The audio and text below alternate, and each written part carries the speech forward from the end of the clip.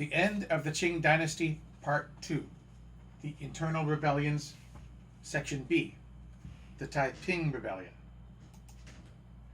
The Taiping Rebellion, also known as the Taiping Civil War and the Taiping Revolution, was a massive rebellion or civil war that was waged in China from 1850 to 1864. It was between the Qing Dynasty, their flag, and the theocratic Taiping Heavenly Kingdom, their flag. After the fall of Nanjing, the last rebel army was not wiped out until 1871. After fighting the bloodiest civil war in world history, with some historians estimating fatalities to be as high as 70 million, the Qing won decisively, although the outcome was considered a Pyrrhic victory.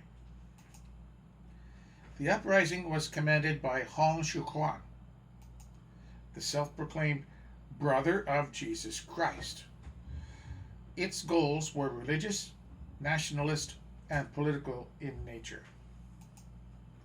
Hong wanted the conversion of the Chinese people to the Taiping's syncretic, meaning similar, version of Christianity. He wanted to overthrow the Qing dynasty and create a state transformation. Instead of just replacing the ruling class, the Taipings wanted to upend the moral and social order of China. The Taipings established the Heavenly Kingdom as an oppositional state based in Tianjin, which is now called Nanjing. They gained control of a significant part of southern China, eventually expanding to command a population base of nearly 30 million people. For more than a decade, the Taiping occupied and fought across much of the mid and lower Yangtze Valley, ultimately developing into a total civil war. It was the largest conflict in China since the Qing Conquest in 1644, which was involving every province of mainland China except Guangxi. It ranks as one of the bloodiest wars in human history, the bloodiest civil war, and the largest conflict of the 19th century.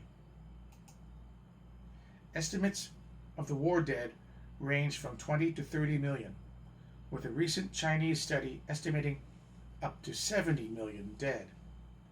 In terms of deaths, the Civil War is comparable to World War I. 30 million people fled the conquered regions to foreign settlements or other parts of China. The Taipings were weakened severely by an attempted coup called the Tianjin Incident and the failure of the siege of Beijing. The Taipings were defeated by decentralized, irregular armies such as the Jiang Army, commanded by Zheng Guofan.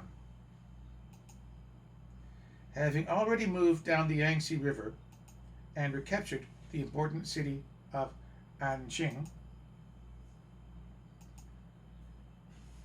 Zheng's Jiang Army besieged Nanjing during May 1862.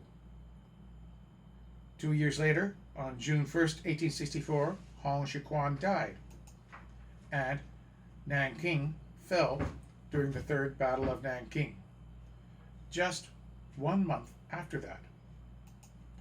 After the defeat of the Taipings, Zheng and many of his fellow commanders, such as Li Hongzhang, later involved in the First Sino-Japanese War and the Boxer Rebellion, and Zhuo Zongtang, were celebrated as saviors of the Qing Empire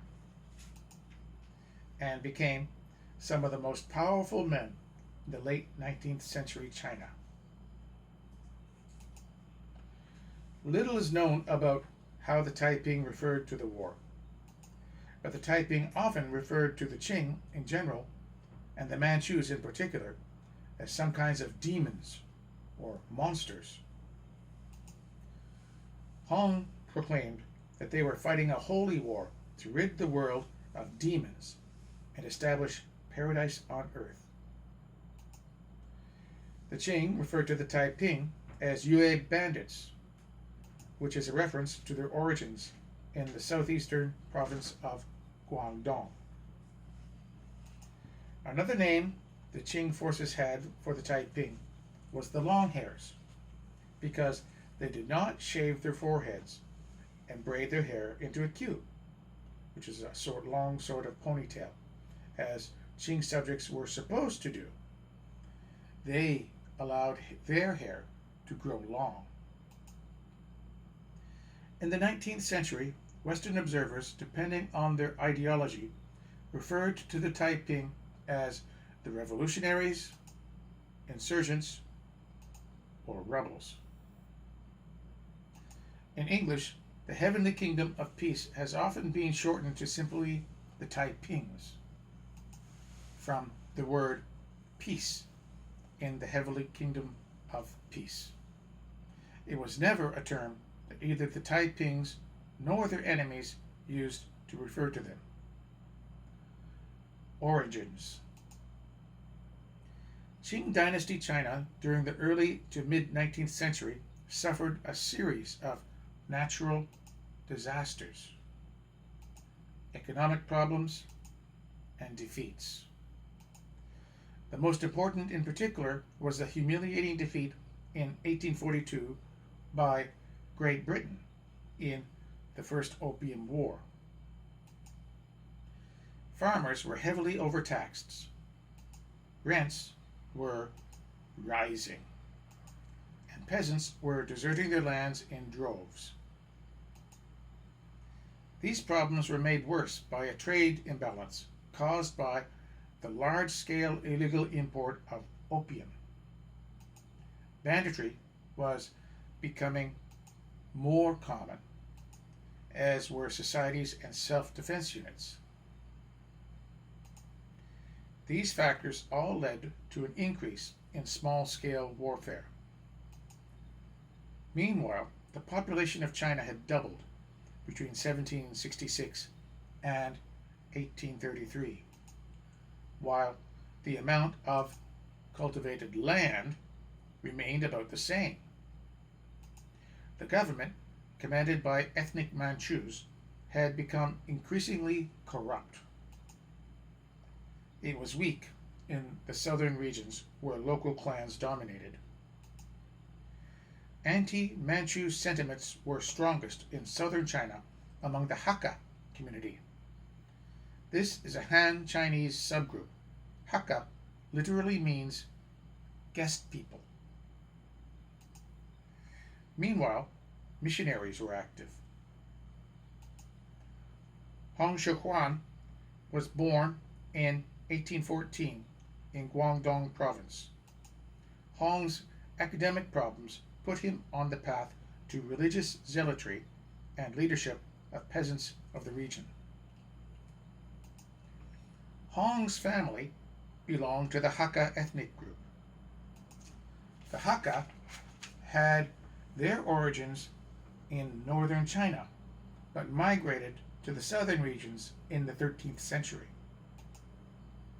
The Hakka kept their own separate culture and never fully blended into the local cultures of southern China. Their traditions and language remained distinct. Hong's family and friends saw great promise in this son and made great financial sacrifices to fund his education. If he were to pass the Confucian Civil Service examination, Hong could become a government official, which would bring wealth and prestige to his people. To take the examinations, Hong had to travel to the provincial capital, Guangxi. He first took the exam in 1827, but failed. he returned home and earned his living as a schoolteacher. Hong did not give up and made 2 more trips to the city to take the exam. He failed both times and suffered a nervous breakdown after his attempt in 1837. He fell sick and was bedridden for several days.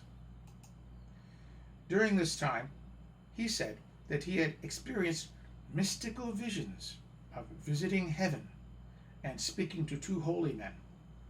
One of them had a golden beard, while the other he identified as an older brother. That brother warned him that the world was overrun with evil spirits. After he recovered, he returned to teaching. Hong took the civil service exam again, for the 4th and last time, in 1843. He failed again. In his despair, he carefully read a Christian pamphlet that he had gotten from a Protestant missionary a few years before. Hong declared that he now understood that his vision meant that he was the younger brother of Jesus, and that the older man with the golden beard was God. He had believed that he had been sent to China to rid the country of the devils, including the corrupt Qing government and Confucian teachings. He found plenty of followers. Western missions were common in China during this period, and Hong had encounters with several of them. In 1847, Hong went to Guangxi, where he studied the Bible with Issachar Chaka Roberts, an American Baptist missionary.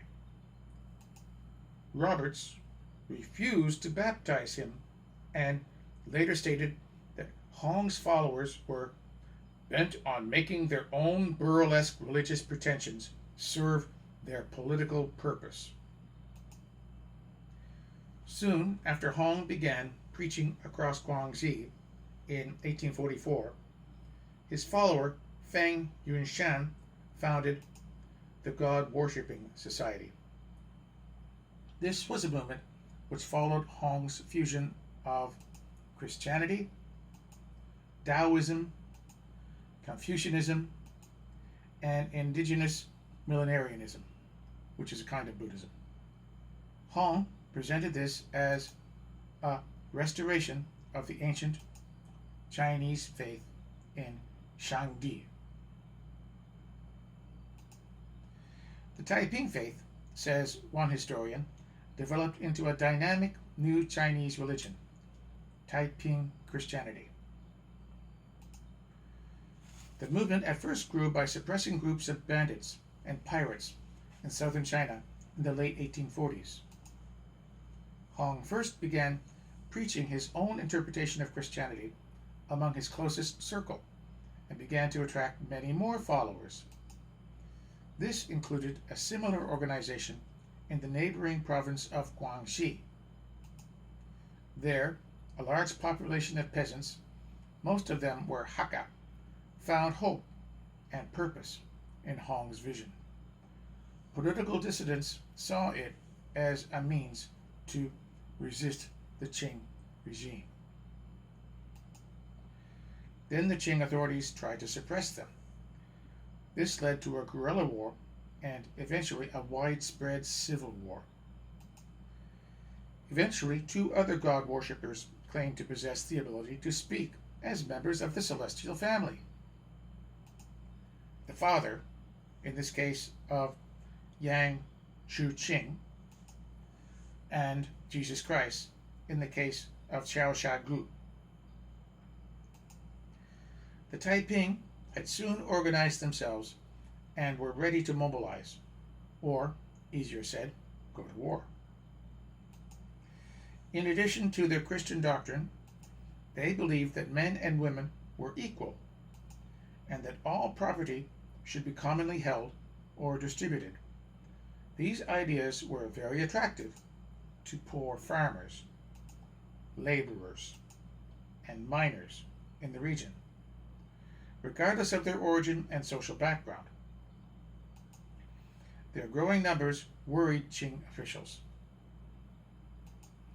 and they sent forces to attack them.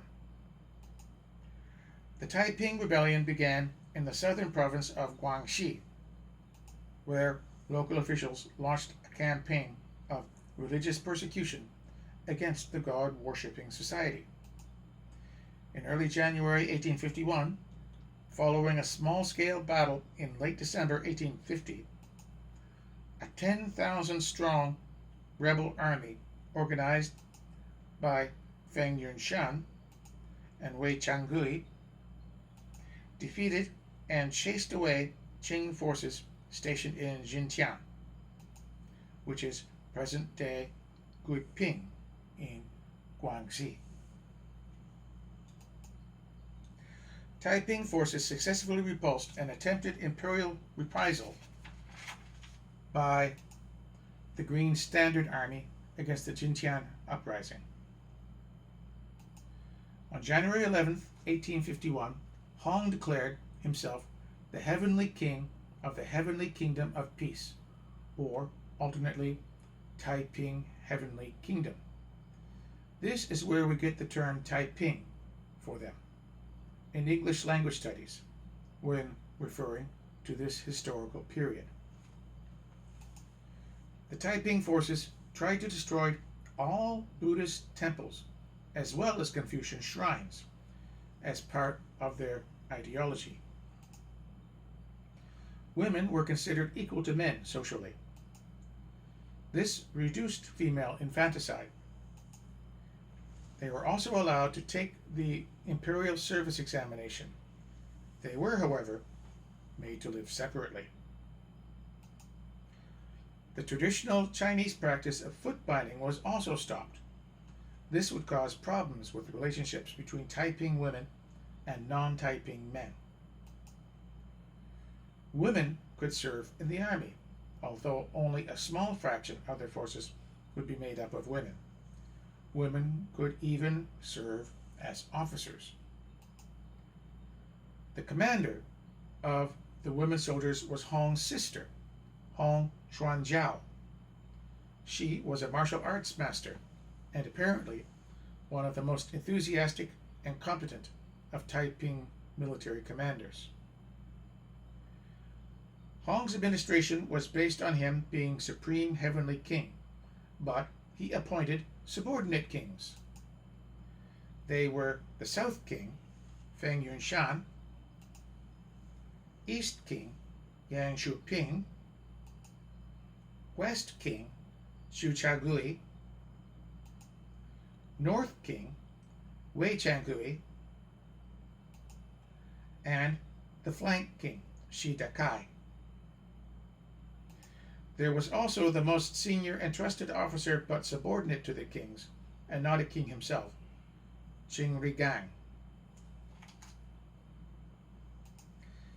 The Taipings began moving north in September 1851 to escape Qing forces closing in on them. The Taiping army pressed north into Hunan, following along the Qiang River, where they besieged Changsha, occupied Yuzhou, and then captured Wuchang, the old name for Wuhan, in 1852.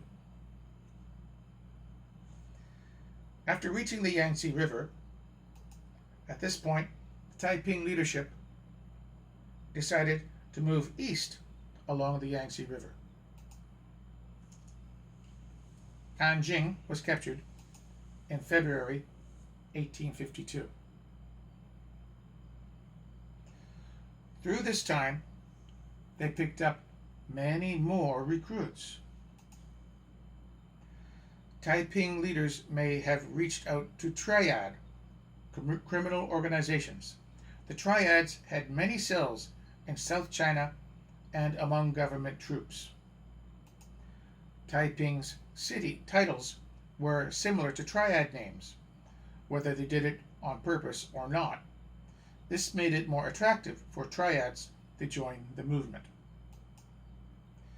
In 1852, Qing government troops captured Hong Dai Khan, a rebel who had assumed the title Jian, which means King of Heavenly Virtue. Hong's confession claimed that Hong Xiuquan had made him co-sovereign of the Heavenly Kingdom and had given him that title. But it was more likely an echo of the White Lotus Rebellion, continuation of their movement. On March 19, 1853, the Taiping, now with around 2 million followers, captured the city of Nanjing, which they renamed Nanjing, meaning heavenly capital. The fall of this major city marked a tremendous blow against Qing authority. Faced with the establishment of a rebel state, the Qing put more efforts into crushing it.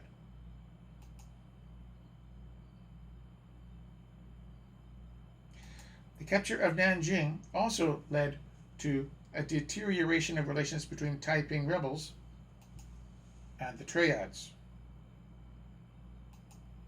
Since the Taipings considered all Manchus to be demons, they first killed all the Manchu men, then forced the Manchu women outside the city and burned them to death. Then Hong made plans to consolidate the Heavenly Kingdom's power and planned the so-called Northern and Western expeditions. The Northern expedition was to conquer the Qing capital, Beijing. The expeditions were also to relieve pressure on Nanjing and have significant territorial gains. The Northern expedition was a complete failure. Taiping forces left Nanjing on May 1853 and planned to recruit more followers by preaching along the march. Their plans were messed up by clumsy strategic planning that wore down the morale of their forces. In spring 1855, the Taiping began to retreat. Their failure of the Northern expedition seemed to show that they were soon going to collapse completely. But the Heavenly Kingdom would prove to be not so easy to crush, as they scored impressive military victories. The Western expedition did have some limited success. The imperial troops managed to encircle Nanjing, but the outbreak of the Second Opium War between the Qing and Britain and France, this distracted the government from fully putting down the rebellion. Despite its successes on the battlefield, intrigue and dissent plagued the Taiping court. In 1853, Hong Xiuquan withdrew from active control of policies and administration to rule exclusively by written proclamations. He lived in luxury and had many women in his inner chamber, and often issued religious rules. He clashed with Yang Shouqing, who challenged his often impractical policies and became suspicious of Yang's ambitions. His extensive network of spies and his claims of authority when speaking to God. This tension culminated in the 1856 Nanjing incident, in which Yang and his followers were slaughtered by Wei Qinggui, Qi Ringgan, and their troops on Hong Xiuquan's orders.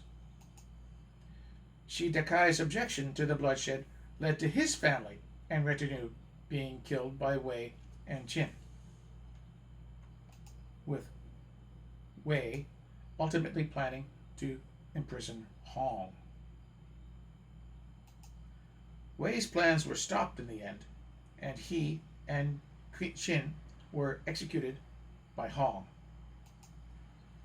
Shiitakai was given control of 5 Taiping armies, which were then gathered into one army.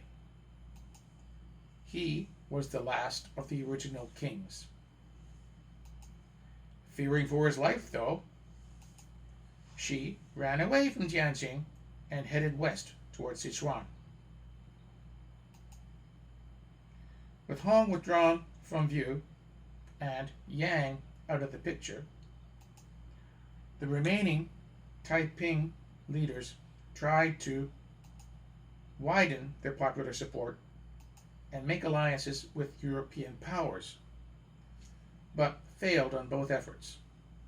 The Europeans decided to stay officially neutral, though European military advisors served with the Qing army. Inside China, the rebellion faced resistance from the traditionalist rural classes because of hostility to Chinese customs and Confucian values. The landowning upper class, not happy by the Taiping ideology and the policy of strict separation of the sexes, even for married couples, sided with the government forces. In Hunan, a local irregular army called the Shang Army, or Hunan Army, under the personal leadership of Zheng Guofan, became the main armed force fighting for the Qing against the Taiping. Zheng's Chang Army proved effective in gradually turning back the Taiping advance in the western theater of the war, and ultimately retaking much of Hubei and Guangxi provinces. In December 1856, Qing forces retook Wuchang for the final time. The Shang army captured Julichang in May 1858, and then the rest of Jiangxi province by September. The Taiping forces were chased out of Rizhou by Qing forces. This further weakened the revolt. In 1859, Hong Rengan, Hong Xiquan's cousin, joined the Taiping forces in Nanjing and was given considerable power by Hong. Hong Rengan developed an ambitious plan to expand the Taiping Heavenly Kingdom's boundaries.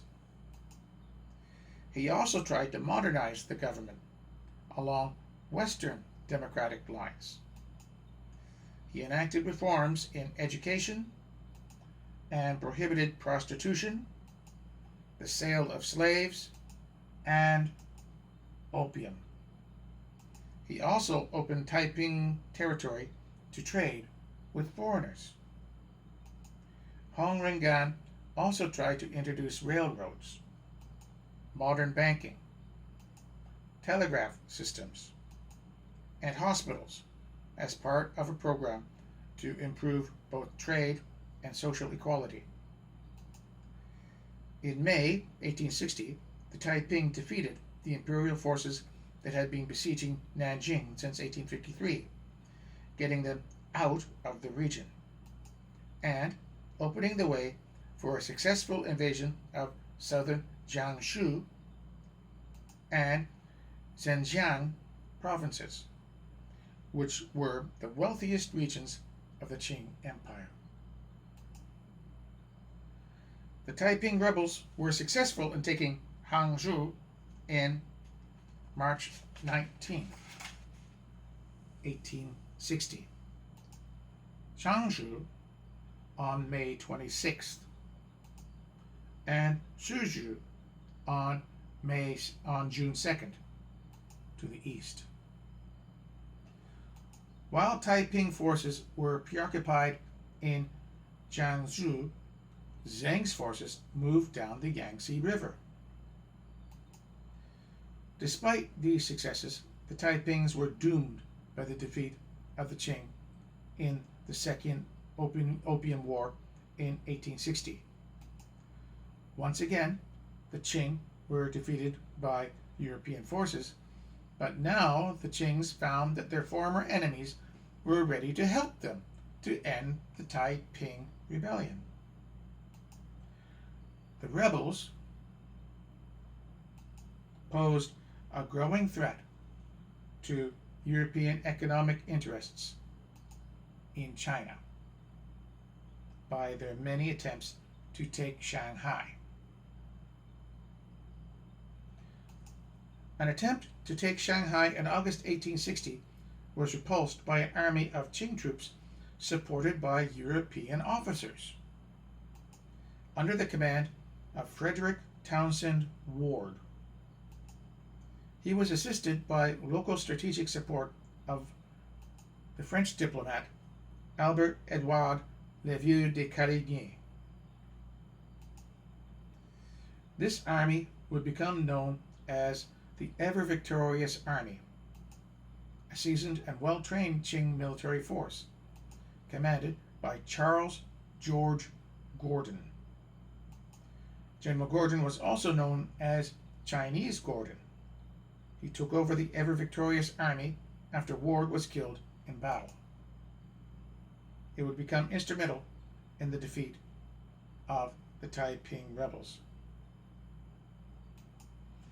In 1861, around the time of the death of the Shanfeng Emperor and ascension of the Tongzhi Emperor, Zheng Guofan's Shang army captured Nanjing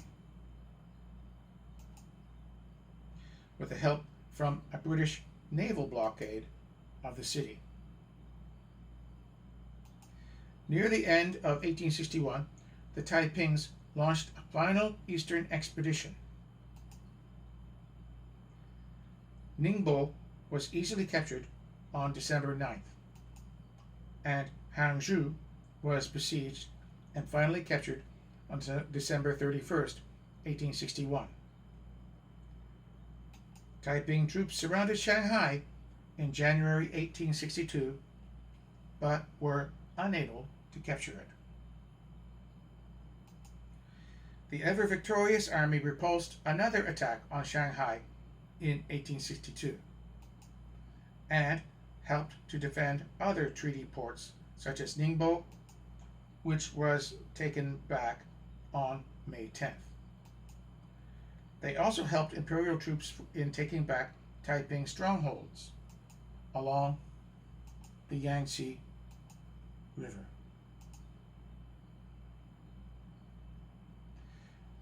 In 1863, Shiitakai surrendered to the Qing near Sichuan capital Chengdu and was executed by slow slicing.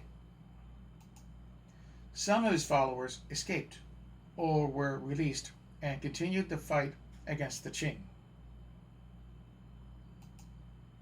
Qing forces were reorganized under the command of Zheng Guofan, Zhu Zongtang, and Li Hongzhang, and the reconquest began with far more effort.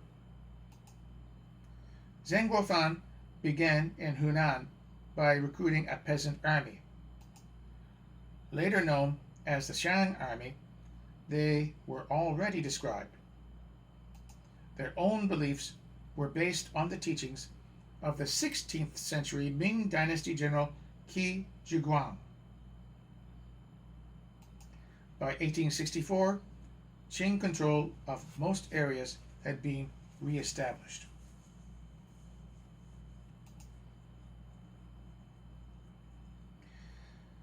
In May 1862, the Qiang army began directly besieging Nanjing and managed to hold firm in their siege.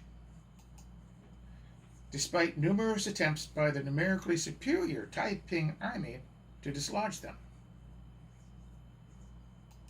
Hong declared that God would defend Nanjing. But in June 1864, with Qing forces approaching,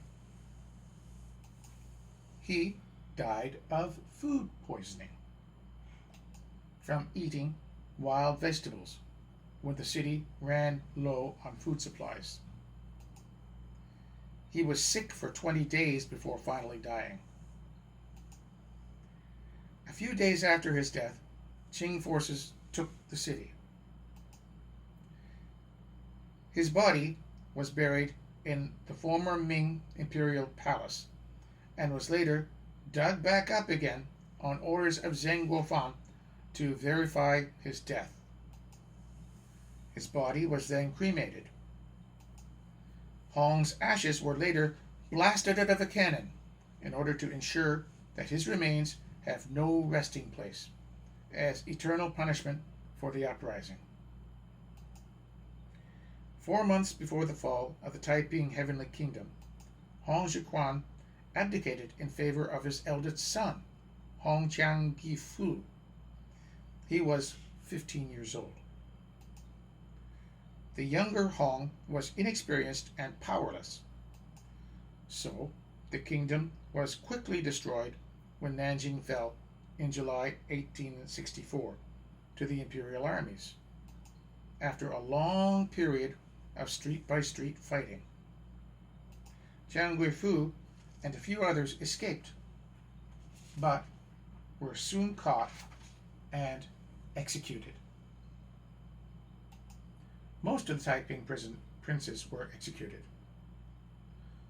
A small group of loyal Taiping forces continued to fight in northern Zhejiang and rallied around Jiang Guifu, but after his capture on October 25, 1864, Taiping resistance was gradually pushed into the highlands of Guangxi, Zhejiang, Fujian, and finally Guangdong, where one of the last Taiping loyalists, Wang Haiyang, was defeated on January 29, 1866. Taiping rebel forces continued to fight on until August 1871, when the last Taiping army, led by Shiitakai's commander Li Fuzhong, was completely wiped out by government forces in the border region of Hunan, Guizhou, and Guangxi.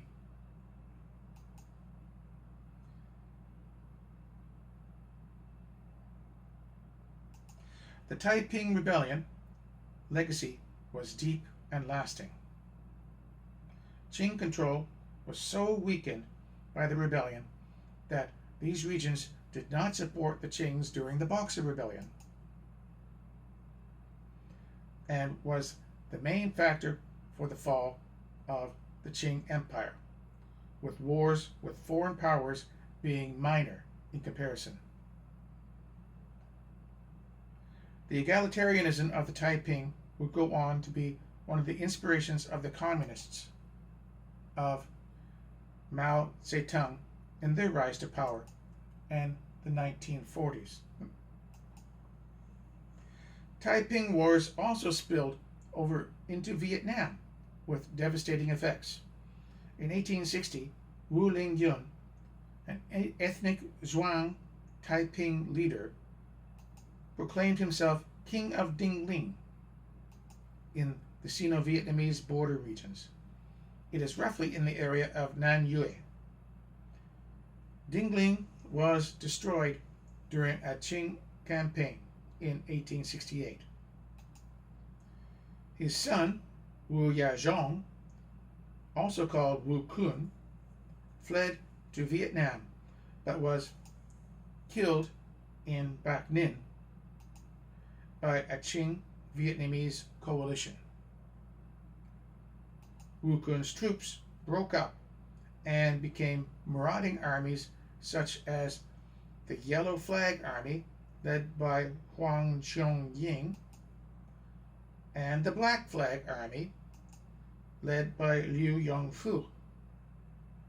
The latter would become a prominent warlord in Upper Tonkin and would later help the Nguyen family, the Nguyen dynasty, to engage against the French during the Sino-French War in the 1880s. He later became the second and last leader of the short-lived Republic of Formosa from June 5th to 21st October 1895. Other flag gangs, armed with the latest weapons, disintegrated into bandit groups that plundered remnants of the Nanjing kingdom. That kingdom was in existence in Laos and northern Cambodia from 1353 to 1707, and was one of the largest kingdoms in Southeast Asia. The country broke up a century before this due to a succession dispute. Some were fighting against the incompetent forces of King Rama V, who ruled from 1868 to 1910. He was the fifth monarch of Siam, now called Thailand. The last of the Taiping groups disbanded around 1890. Their victims did not know where the bandits came from and why they plundered Buddhist temples. They were mistaken for Chinese Muslims from Yunnan, who were called the Hui in Mandarin, and Ha in the Lao language. This resulted in the protracted series of wars getting the wrong name of the Ha Wars. The Taiping Rebellion was estimated to have cost, during the 15 years of the actions in China, between 15 and 30 million lives. A recent survey estimates the number at around 70 million, but most deaths are attributed to plague and famine.